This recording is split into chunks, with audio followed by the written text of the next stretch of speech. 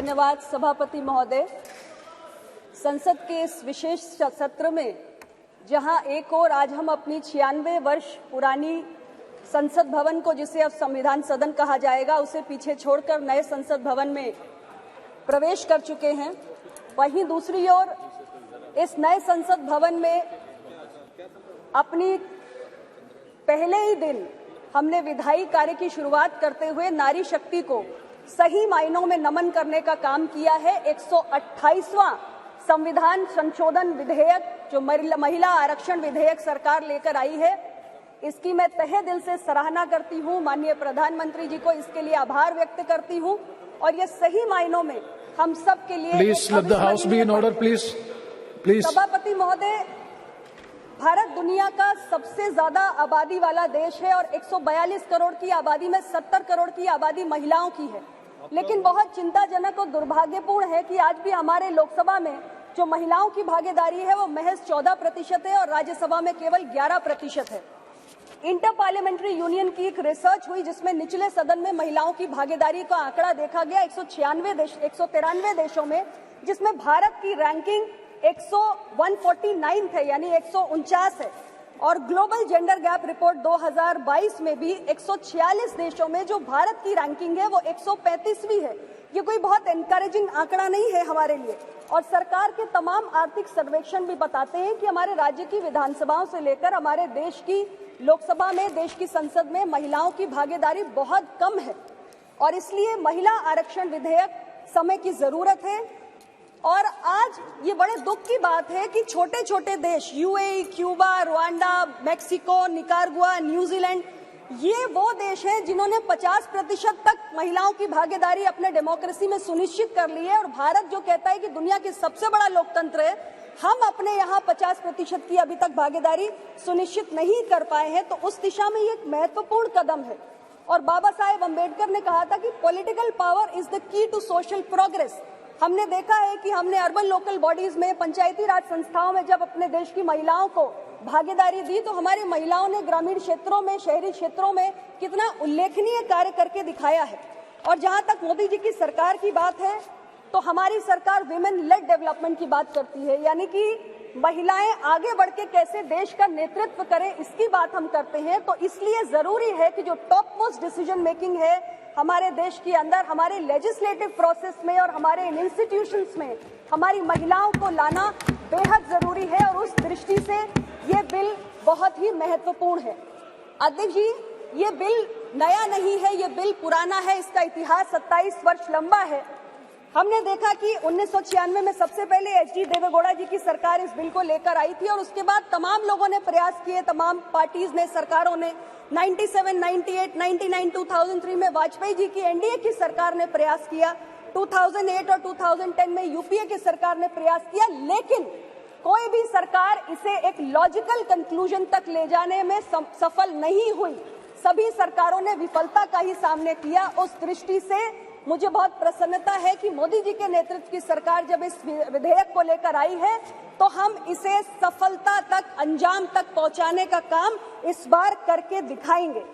मैंने विपक्ष के साथियों की चर्चाओं को सुना, उसमें कई विषय सामने आए, जिसमें एक महत्वपूर्ण विषय था इस बिल के तहत जो हमारे पिछड़े समाज से आने वाली महिलाएं हैं उनके लिए अलग से प्रावधान करने का।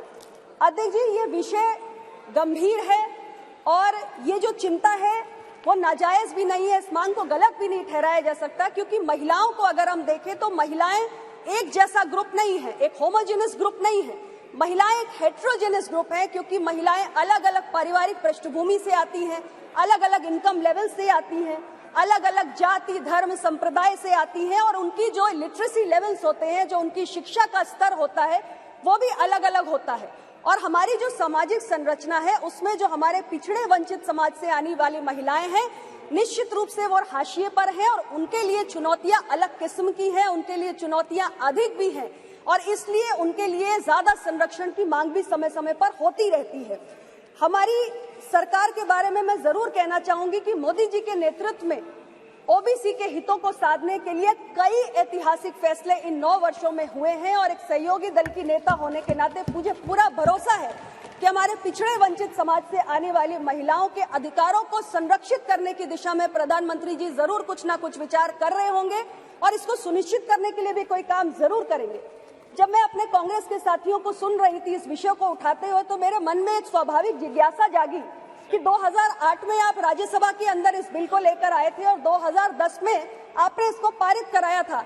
आज आप कांग्रेस पार्टी के तरफ से ये विषय ओबीसी कोटा का जो उठाया जा रहा है, मेरे मन में जिज्ञासा है कि उस समय जब राज्यसभा में लाके बिल पास कराया था, तब क्या पिछड़े समाज की महिलाओं को कोटा दिया जाए, ये विषय आपके संज्ञान में आपकी पार्टी की प्रायोरिटी था या नहीं था?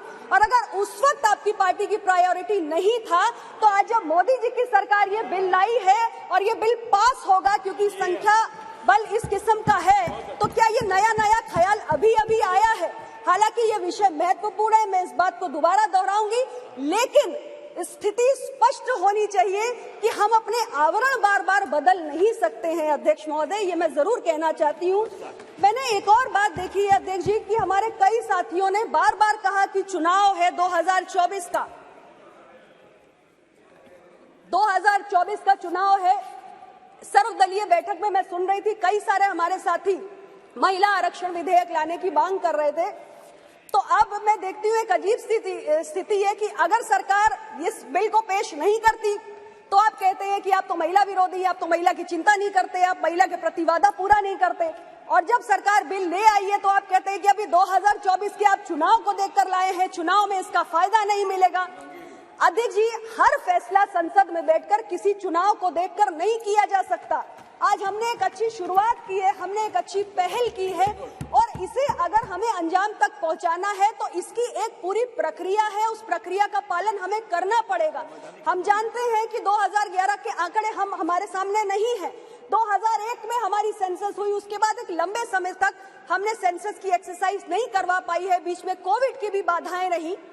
तो हमारे पास जो जनगणना के आंकड़े हैं वो बेहद पुराने हैं और उसके आधार पे हम डिलिमिटेशन नहीं कर सकते, हम एडिशनल सीट्स जनरेट नहीं कर सकते। इसलिए हमें इस संवैधानिक प्रक्रिया का पालन करना पड़ेगा और हमें नए सेंसस एक्सरसाइज के साथ डिलिमिटेशन करते हुए एडिशनल सीट्स क्रिएट करनी होंगी, जिसमें हमारी और जो महिलाएं हैं उनको इसमें आने का मौका मिले।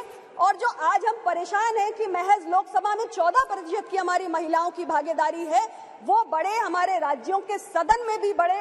तो ये चिंता जो आपकी है, ये जो बार बार चुनाव को लेकर, मैं यही आग्रह करूंगी कि मैं देख रही हूं कि एक जो सेंस ऑफ द हाउस है कि सभी लोगों का एक मूड भी है कि ये बिल पारित हो, तो इसमें किंतु परंतु नहीं होना चाहिए। ये बिल स्वागत योग्य है, इसको लेकर आपकी कुछ आपत्तियां हो सकती हैं, सरकार उनका ध्यान भी रखेगी और इसको हम खुले दिल से स्वीकार करते हुए बिना किसी किंतु परंतु के इसको आगे बढ़ाएं, इसको आगे लेकर जाएं और बाकी सारे जो सेंसस को लेकर या डिलिमिटेशन को लेकर आपकी चिंताएं हैं उसके आप त्याग दीजिए, सरकार इसकी चिंता कर लेगी। आपने मुझे समय दिया, मैं बहुत बहुत आभारी हूं और इस बिल को लाने के लिए पुनः मैं अपने देश के प्रधानमंत्री, हमारे सरकार के मुखिया माननीय श्री नरेंद्र मोदी जी को हृदय से आभार व्यक्त करती हूँ। धन्यवाद।